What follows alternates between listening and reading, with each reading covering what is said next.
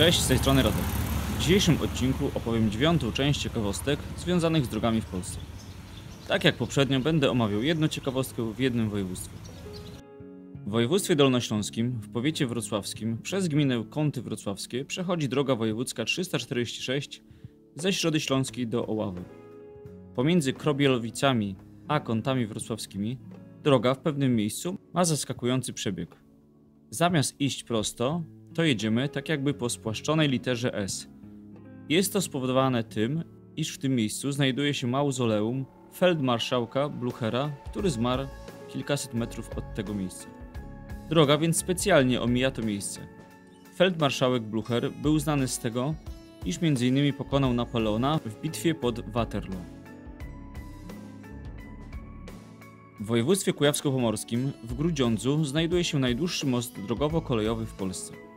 Jest to przeprawa stalowa, kratownicowa z 11 przęsłami o rozpiętościach 100 metrów. Most ma 1098 metrów długości. Budowano go w latach 1876-79. Obecnie przez most przechodzi linia kolejowa nr 208 Laskowice Pomorskie Grudziądz, a także droga krajowa nr 16. W 1939 roku most został zniszczony przez Wojsko Polskie, a w 1945 przez Niemców. Odbudowę prowadzono w latach 1947-51. Dzisiejszy most, choć wykonany z innych materiałów, wizualnie nie różni się od tego z XIX wieku. Nosi imię lekkoatlety, mistrza i wicemistrza olimpijskiego Bronisława Malinowskiego, który w 1981 roku zginął w wypadku drogowym właśnie na tej przeprawie. W województwie lubelskim, w powiecie łęczyńskim, w gminie Puchaczów znajduje się jedyna w Polsce kopalnia węgla kamiennego we wschodniej Polsce. Kopalnia, której pełna nazwa to Lubelski Węgiel Bogdanka S.A., znajduje się na wschód od miasta Łęczna. Jadąc autem drogą z Puchaczowa do Nadrybia Dwór, przejeżdżamy przez teren kopalni. Widzimy tutaj szyby górnicze, taśmociągi, hałdy, budynki kopalni i tym podobne.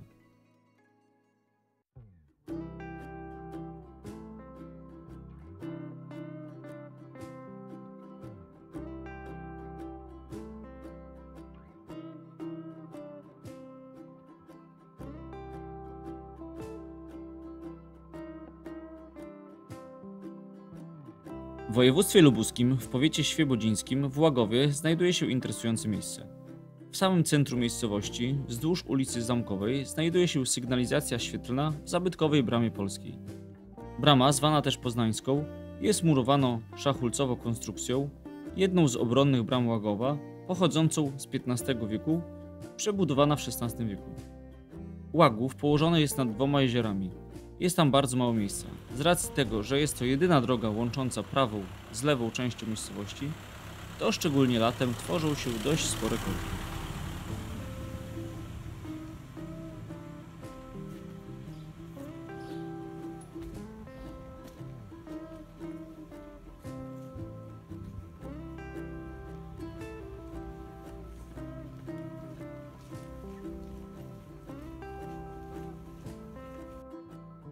W województwie łódzkim przez powiat zgierski poprowadzona jest autostrada A2 Poznań-Warszawa.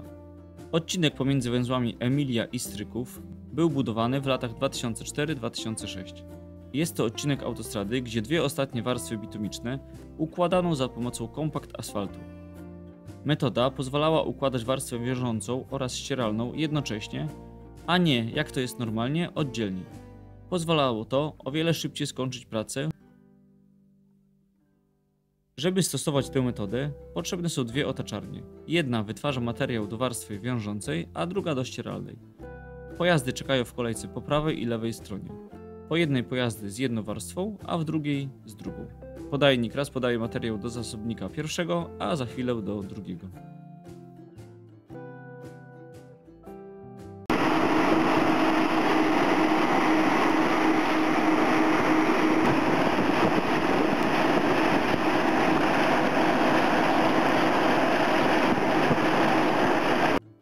W województwie małopolskim, w powiecie proszowickim, w Nowym Brzesku znajduje się interesujące miejsce. Wzdłuż drogi wojewódzkiej 775 łączącej Nowe Brzesko z Ispiną znajduje się most nad Wisłą. Jezdnia na moście ma tylko około 4 metrów szerokości więc mieszczą się na nim tylko auta w jedną stronę. Z obu stron znajduje się sygnalizacja świetlna, która reguluje ruch. Jednak na moście są też dwie zatoczki. Są wykorzystywane w razie awarii, jakby popsuła się sygnalizacja świetlna lub jakby komuś popsuło się auto podczas przejeżdżania przez most.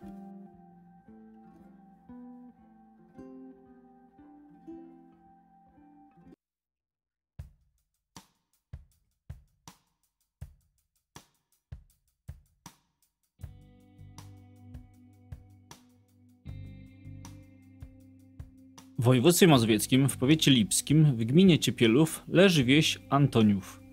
Jest tutaj bardzo ciekawe miejsce. Otóż w samym centrum wsi jest skrzyżowanie 4 dróg. Przed skrzyżowaniem na każdej z dróg stoi znak stop oraz znak o skrzyżowaniu równorzędnym. O ile w Polsce skrzyżowań o ruchu równorzędnym jest sporo, to nigdy nie spotkałem się z sytuacją, żeby przed takim skrzyżowaniem stał dodatkowo znak stop. Jak widać, kierowcy nie bardzo rozumieją, jak mają się zachować na tego typu skrzyżowaniach. Zasada oczywiście jest prosta. Pierwszeństwo ma pojazd z prawej strony. Jednak tutaj uważam, że znak stop wprowadza niektórych kierowców w błąd. Jeśli załóżmy, że ktoś wrócił niedawno ze Stanów Zjednoczonych, a tam takich skrzyżowań jest mnóstwo, to może zgłupieć, to ma pierwszeństwo. W USA jest tak, że ten, kto pierwszy dojeżdża do skrzyżowania, ten ma pierwszeństwo.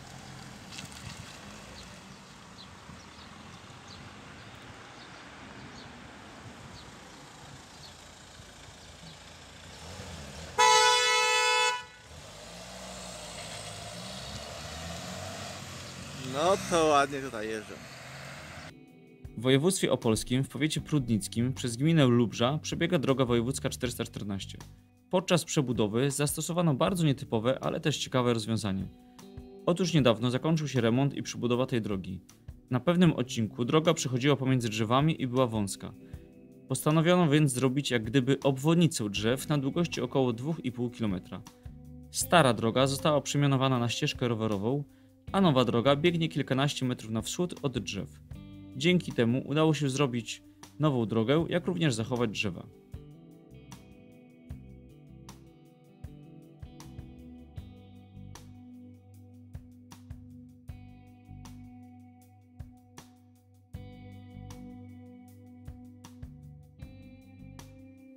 W województwie podkarpackim, w powiecie tarnobrzeskim, przez gminę Gorzyce przepływa rzeka Łęk. Wzdłuż rzeki znajdują się wały przeciwpowodziowe. Jadąc autem po drodze z Sokolnik do Gorzyc widzimy znaki drogowe z informacją, że droga znajduje się w terenie zalewowym oraz, że posiada strome podjazdy i niebezpieczne zjazdy. Może ogląda mój kanał ktoś z miejscowych, który napisze mi, czy droga ta kiedykolwiek była zalana. Bardzo mnie to interesuje.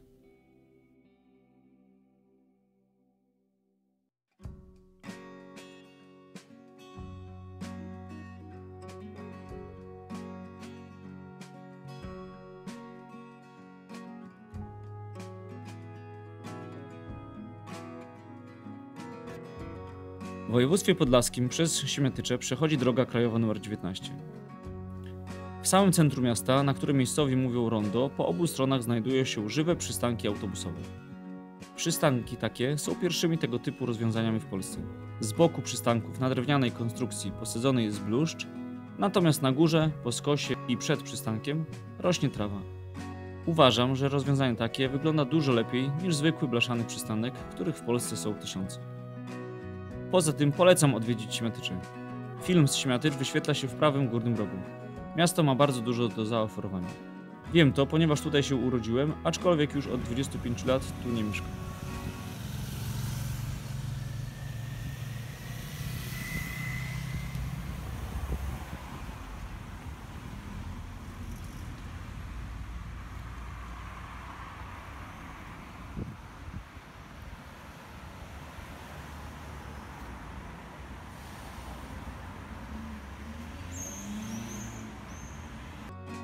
W województwie pomorskim, w Starogardzie Gdańskim, znajduje się taka dość nietypowa ciekawostka.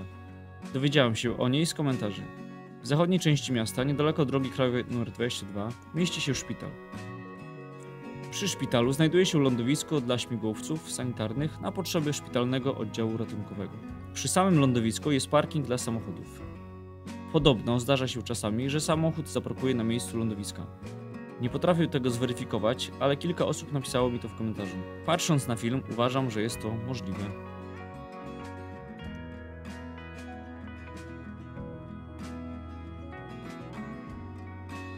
W województwie śląskim, w Chorzowie, przez miasto przechodzi droga krajowa nr 79. Jest to jedyna droga krajowa w kraju, która nad rynkiem miasta przechodzi estakadą.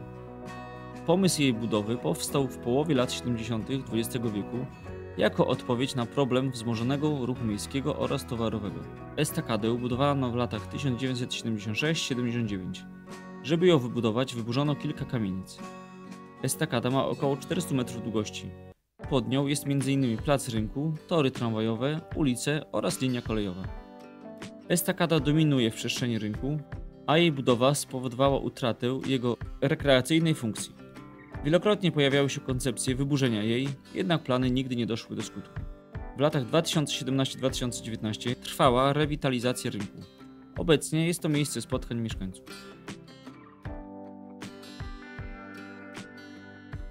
W województwie świętokrzyskim, w powiecie kieleckim, w gminie Miedziana Góra, przy samej drodze krajowej nr 74 znajduje się tor wyścigowy Kielce. Na terenie toru przez cały rok odbywają się wyścigi. Tor cieszy się bardzo dużą popularnością wśród wielu miłośników motoryzacji. Tor Kielce jest obiektem sportowym funkcjonującym od 1977 roku. Obejmuje dużą pętlę liczącą sobie 4160 metrów długości oraz małą pętlę o kształcie owalnym o długości 1140 metrów. Duża pętla toru biegnie częściowo przez las, a częściowo wzdłuż drogi krajowej nr 74. Atrakcyjnym fragmentem trasy jest najdłuższa prosta licząca 450 metrów, na której kierowcy mogą z powodzeniem sprawdzić moc i przyspieszenie swoich pojazdów.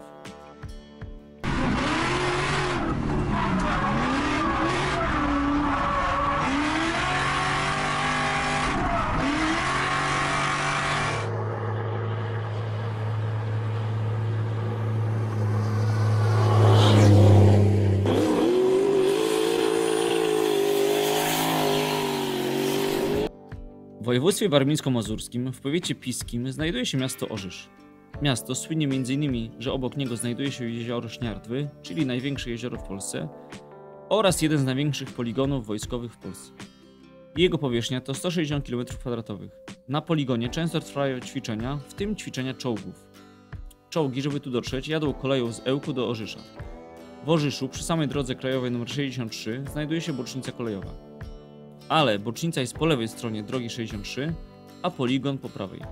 Czołgi przejeżdżają po drodze krajowej drogą czołgową. Jest to pas szerokości około 5 metrów, wykonany z kostki klinkierowej.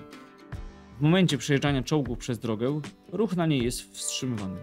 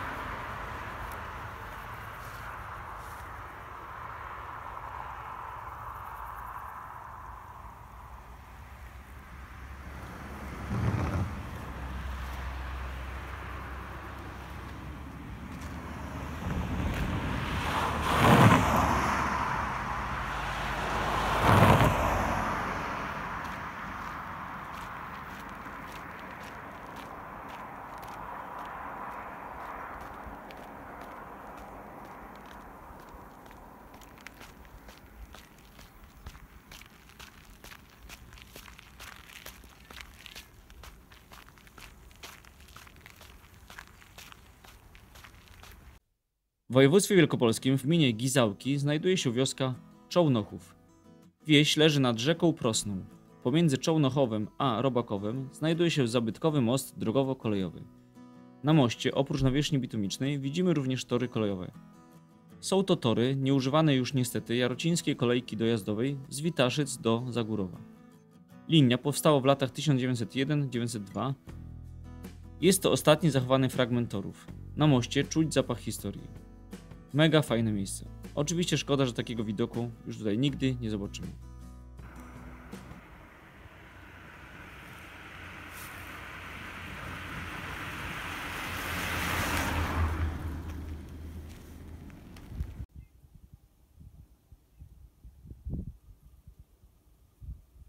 W województwie zachodniopomorskim, w powiecie sławieńskim, nad morzem leży miasto Darłowo.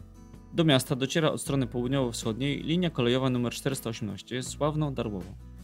W Darłowie linia przecina dwie ulice z dużym natężeniem ruchu. Są to Aleja Wojska Polskiego oraz generała Józefa Swoińskiego.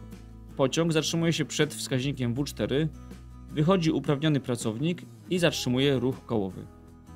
Tak jest z każdym pociągiem na tej linii. Do końca, prawdę mówiąc, nie rozumiem, czemu tak jest. Wzdłuż drogi stoi przecież znak stop.